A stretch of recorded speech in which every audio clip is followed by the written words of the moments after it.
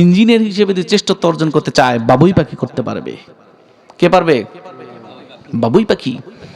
আচ্ছা, যত বড় ইঞ্জিনিয়ার হন, বাবুই পাখির বাসা আপনাকে বানাইতে হবে না, না ছিঁড়ে খুলতে পারবেন? সম্ভব? আসেন, তার বৈশিষ্ট্য কি, বাসায় ভিতরে এমন তথ্য আজকে আপনাদেরকে দিব, ইনশাআল্লাহ আশা করি কাজে লাগবে। এই বাবুই পাখির বাসাটা উত্তর সাইড এবং দক্ষিণ সাইডে দুটো রুম থাকে, লক্ষ্য করেছেন? আরেকটা মাঝখানে বেডরুম থাকে। এই ঘটনাটা তুলে ধরেছেন আল হায়াতুল হাইওয়ান কিতাবে আল্লামা কামালউদ্দিন দামি রহিমাহুল্লাহ। আপনি কত বড় ইঞ্জিনিয়ার হয়েছেন, বিনা ইলেকট্রিসিটিতে আপনি ঘর ঠান্ডা করতে পারবেন না, এয়ার কন্ডিশন ছাড়া। শীতকাল যখন আসে, উত্তরে বাতাস ঠান্ডা হাওয়া, বাবুই পাখি তার দক্ষিণ সাইডে রুমে গিয়ে বসে থাকে। উত্তরে হাওয়া, ঠান্ডা হাওয়াটা উত্তর সাইডে রুমে গিয়ে ভিতরে কনভার্ট হয়ে গরম হয়ে দক্ষিণ দিক থেকে বের হয়। বাবুই পাখি শীত লাগে না। এই টেকনিক কে দিয়েছে? আল্লাহ পাক। বানর কে দিয়েছে? আল্লাহ কাকে দিয়েছেন? আবার যখন গরমের দিন আসে, বাবুই পাখির কি গরম লাগবে? মোটেও নয়। বাবুই পাখি উত্তর সাইডে ওই রুমে গিয়ে বসে থাকে, দক্ষিণ সাইড থেকে গরম বাতাস ঢুকে ভিতরে গিয়ে কনভার্ট হয়ে ঠান্ডা হয়ে উত্তর সাইড থেকে বের হয়। বাবুই পাখির গরম লাগে না, ঠান্ডা বাতাস অনুভব করে। আপনি কত বড় ইঞ্জিনিয়ার, বিনা ইলেকট্রিসিটিতে আপনি একটা রুম বানিয়ে দেখেন, এক সাইড থেকে গরম হয়ে ঢুকবে, অন্য সাইড থেকে ঠান্ডা হয়ে বের হবে। এই জ্ঞান তো আপনার নাই, এই জ্ঞান তো আল্লাহ পাক দিয়েছে বাবুই পাখিকে। সুতরাং ইঞ্জিনিয়ার হিসেবে শ্রেষ্ঠত্ব দাবি করা কিচ্ছু নেই।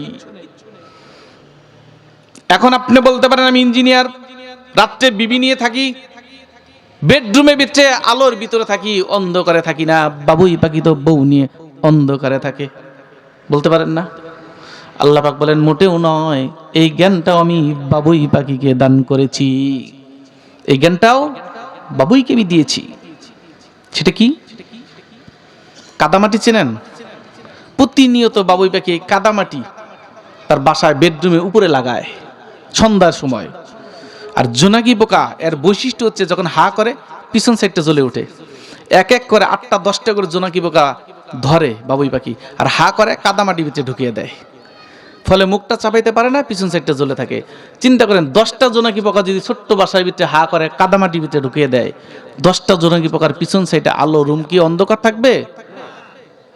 তুমি কত বড় ইঞ্জিনিয়ার হয়েছে, বিনা ইলেকট্রিসিটিতে বাবুই পাখি তার বউ নিয়ে, স্ত্রী নিয়ে আলোর ভিতরে থাকে। তুমি তো পারবে না ইলেকট্রিসিটি ছাড়া আলোতে।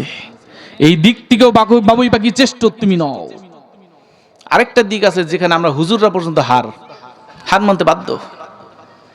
বাবুই পাখির ভিতরে একটা পরহেজগারিতা রয়েছে। মা বোনেরা কান খাড়া করে শুনে রাখেন, সেটা কি? বাবুই পাখির একটা বৈশিষ্ট্য হচ্ছে, ওই যে বেডরুম ডান, উত্তর এবং দক্ষিণ সাইডের রুমে তার অতিথি বাবুইকে আসতে দেয়, বন্ধুদেরকে আসতে দেয়। যেই বেডরুমে স্ত্রী নিয়ে থাকে বাবুই পাখি, অন্য কোনো বাবুই পাখিকে বেডরুমে ঢুকতে দেয় না। কারণ বাবুই পাখি জানে আমি বিবি নিয়ে থাকি। পরহেজগার কতটা, মুত্তাকি কতটা, চিন্তা করে দেখেন। যেই রুমে আমি বিবি নিয়ে থাকি, ওই রুমে অন্য কোনো বাবুইকে আমি ঢুকতে দেব না। আর আমরা যেই রুমে বিবি নিয়ে থাকি, যেই খাটে বিবি নিয়ে থাকি, বন্ধু বান্ধবদেরকে ওই খাটে বসতে দেই কিনা বলেন? পরহেজগারিতা শিখতে হবে বাবুই পাখির কাছ থেকে, এটা আমাদের ভিতরেও নেই, আছে। সুতরাং ইঞ্জিনিয়ার হিসেবে শ্রেষ্ঠত্ব যদি দাবি করতে চায়, কে পারে? তাহলে ইঞ্জিনিয়ার হিসেবে তুমি বাবুই পাখির কাছে হার মেনে যেতে বাধ্য। কোন দিক থেকে শ্রেষ্ঠত্ব দাবি করবে তুমি? আমি ইঞ্জিনিয়ার, জাতির শ্রেষ্ঠ, আল্লাহ পাক বলে মোটেও নয়। শ্রেষ্ঠত্ব অর্জন করতে হলে তোমাকে অবশ্যই আল্লাহর ইবাদত করতে হবে, আল্লাহর আইন মানতে হবে, যদি পারো জাতির শ্রেষ্ঠ। এখন বলবেন আমি চোখে বেশি দেখি, ভালো দেখি, এই দিক থেকে বোধহয় আমি জাতির শ্রেষ্ঠ সন্তান হতে পারি। আল্লাহ পাক বলেন মোটেও নয়। একটা কাক চোখে যতটা দেখে তুমি তাও দেখতে পারো না। হায়াতুল হাইওয়ান কিতাবে আল্লামা কামালউদ্দিন দামি রহিমাহুল্লাহ লেখেন, একটা কাক যখন গাছের ডালে বসে মাটির দিকে তাকায়, তার ঠোঁটটা যতটুক লম্বা ততটুক মাটির নিচ পর্যন্ত দেখতে পারে। আপনি কতটুক দেখতে পারেন? কাকের ঠোঁট যদি 4 ইঞ্চি লম্বা থাকে, 4 ইঞ্চি মাটির নিচে যদি কেঁচো চলে যায়, দেখতে পারে। এই দিক থেকেও মানুষ দুর্বল।